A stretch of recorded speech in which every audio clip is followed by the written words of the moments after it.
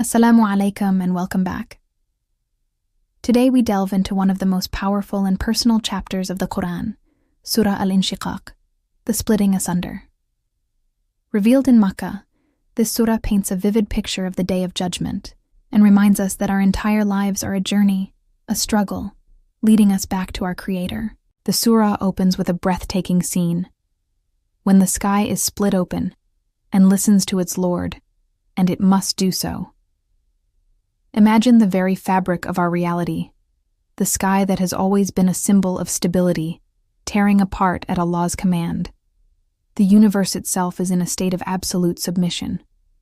Then, the earth is stretched out flat, with no mountains or valleys to offer shelter. It casts out what is within it and becomes empty, revealing the bodies from their graves and all the secrets it once held.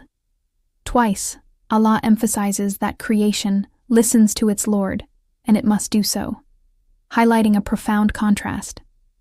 While the cosmos obeys instantly, we humans often struggle with submission. This brings us to the central message, the key verse of the entire surah. Allah addresses us directly. O mankind, indeed you are laboring toward your Lord laboriously, and you will meet him. This single ayah captures the essence of human existence.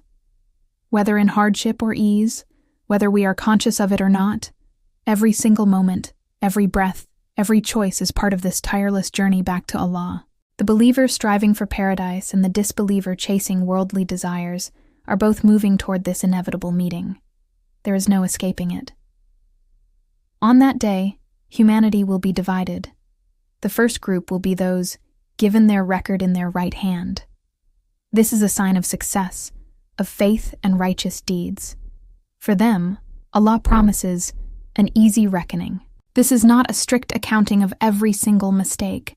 Instead, it is an accounting of overwhelming mercy, where Allah's forgiveness shines through, and He overlooks our faults.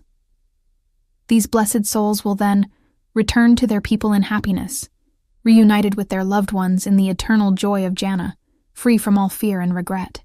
But then there is the other group. But as for the one who is given his record from behind his back, this is a sign of ultimate disgrace and humiliation.